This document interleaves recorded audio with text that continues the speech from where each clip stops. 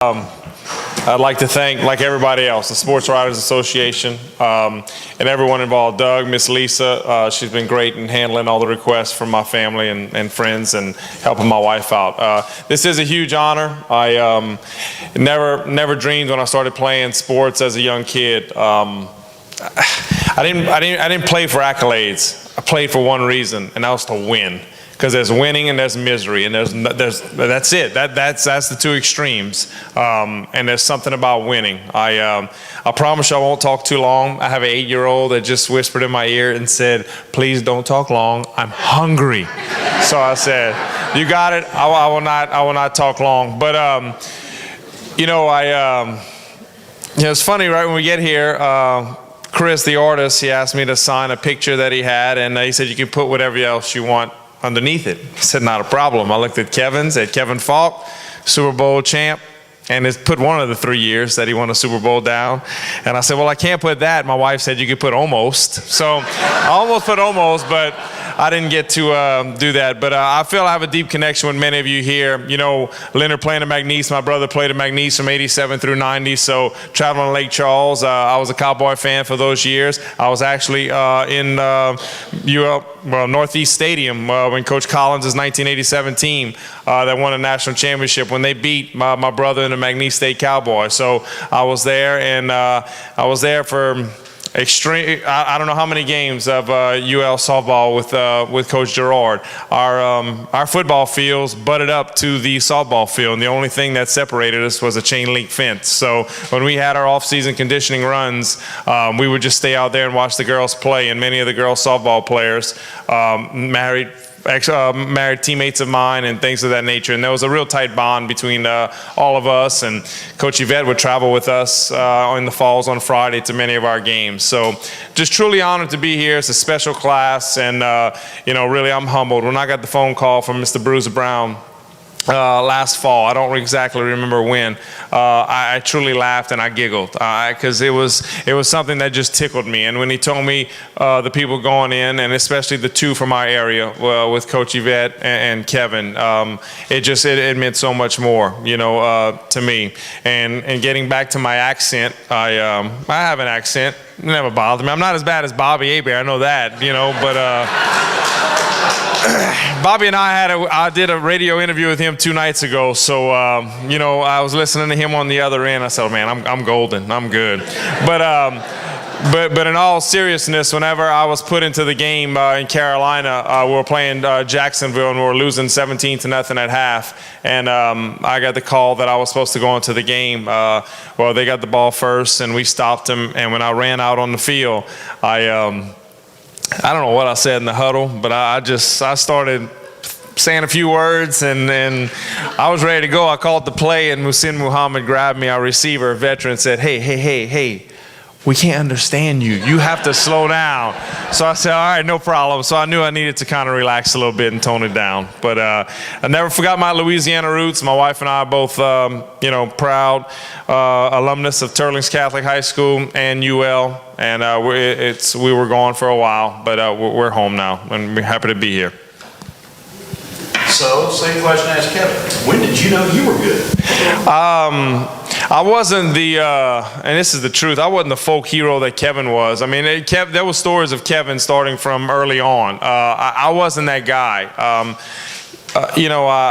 Playing at a single A high school, Turlings at the time was single A. I was able to start as a freshman, which was a good thing. The only bad thing was that we won 1 game and lost 9. The following year as a sophomore, same thing, 1 and 9. And then our junior year, we kind of improved to 6 and 5, and we went 10 and 4 our senior year, made it to the state semifinals, the furthest Turlings had ever been. So I was a 6'1", 165-pound senior in high school. I got offered by everybody in state but LSU, and I was lucky enough to go play for, go play at UL, and I think it was by default. I got thrown into the game at halftime of my first game, and I don't know if it was talent-wise or the guys in front of me. They were struggling, and it wasn't much, so I got to throw in there and to play, but I never envisioned myself just kind of having a long career in the NFL. That was never something that was prevalent in my mind. I just lived for the moment. I took a deep responsibility in being a quarterback and everything that comes with it. And I would just kind of go 1 year at a time. And then certainly in the NFL, not being drafted, nobody really wanting you and whatnot, but getting an opportunity and hey, maybe I could play 1 year, and then the following year, maybe I could play another one. And as time went on, I was able to establish myself, and even till the end, when I knew I wasn't getting cut, when I was the starter and things of that nature, the final cut day, I was sick to my stomach. I was that guy. I hated it. That was one of the worst days in the world because I had been cut 3 times already, and I know what that felt like. And so I just never looked at myself in that light. I just wanted to work, and just play. So what was the feeling in that year after you took the Panthers to the Super Bowl?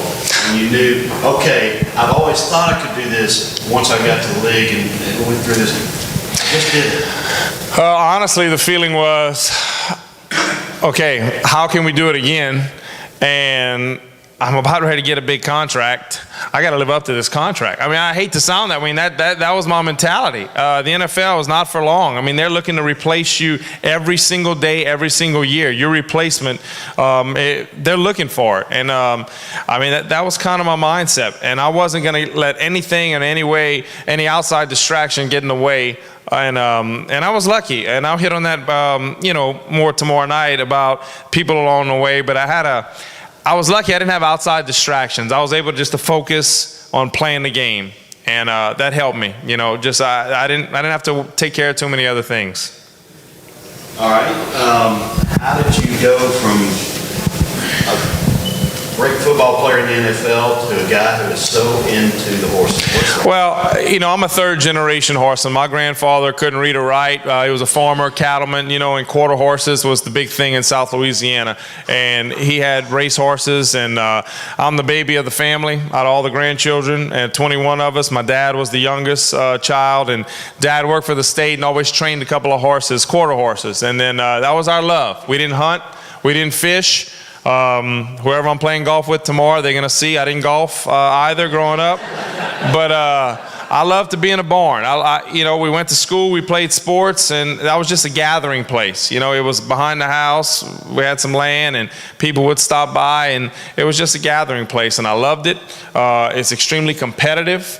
And football kind of gave me a chance as time went on, and Dad was able to retire from the state, and my dad, myself, and my brother, we get into it, and I really and truly believe it fills that competitive void. I think players have trouble transitioning out of the NFL, not knowing what to do or how to do it.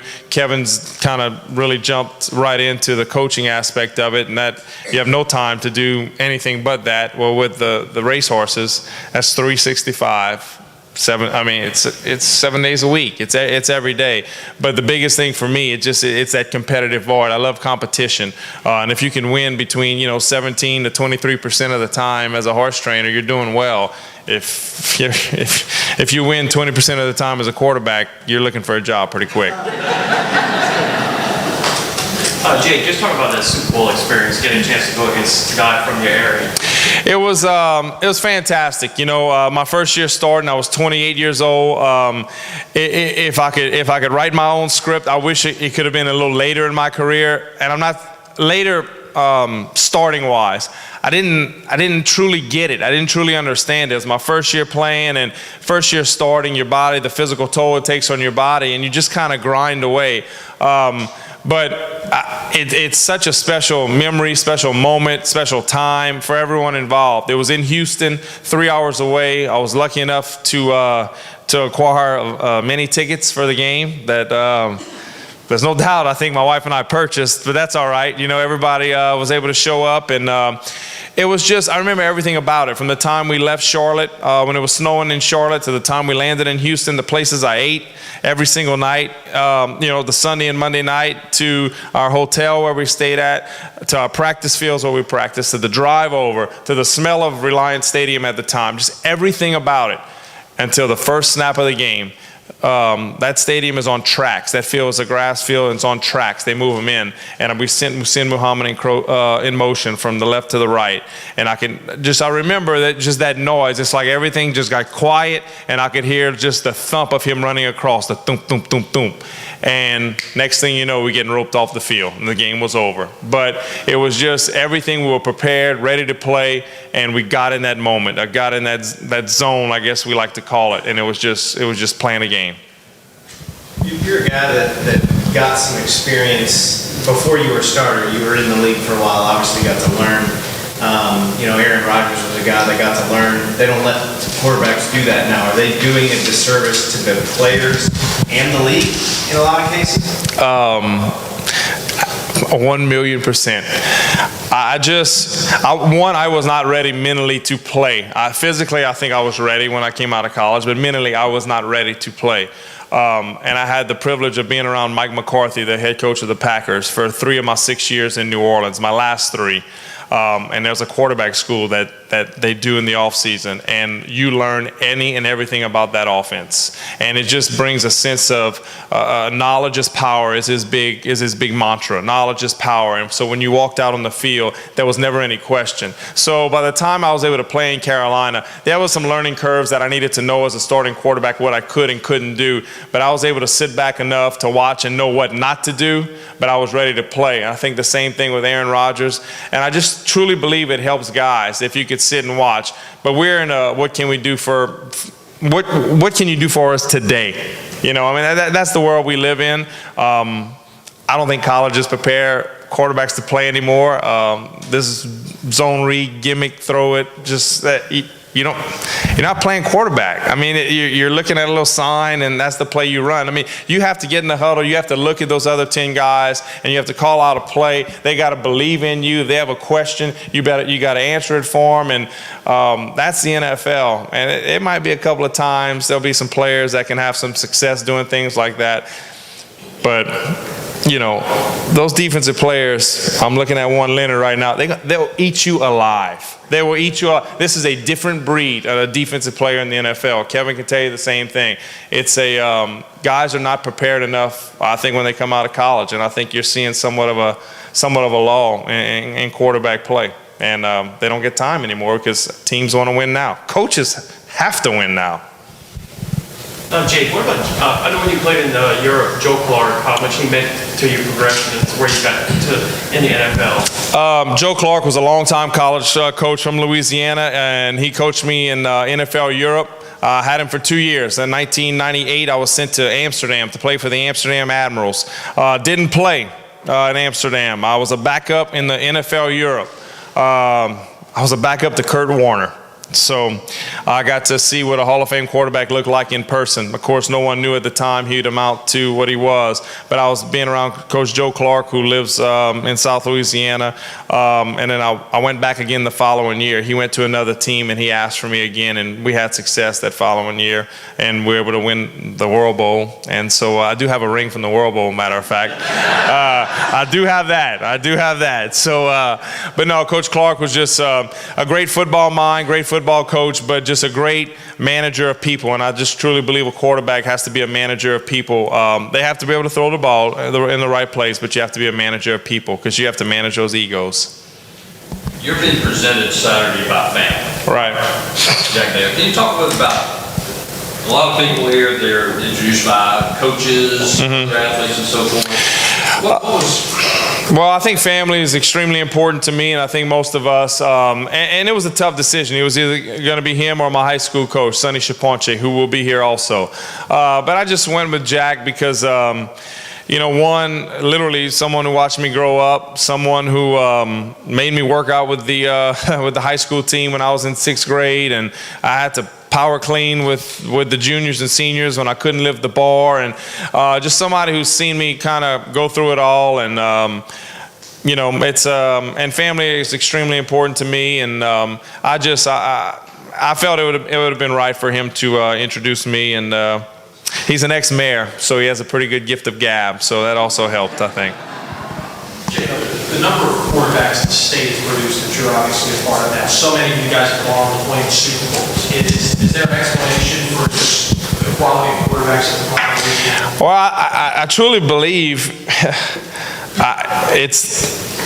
I just think football is king in Louisiana. I think we all know it. As a high school player, there's one dream and one dream only: to play in the Superdome for the state championship. I mean, and when you don't play in it, people go. I mean, I remember going watching St. Martinville Senior High play in the Superdome in 1983 and 84, and I remember walking into that place, and I'm 8, 9 years old. I want to be here. This is where I want to play. And I just think that's what we grew up in. That's our culture. That's our mindset.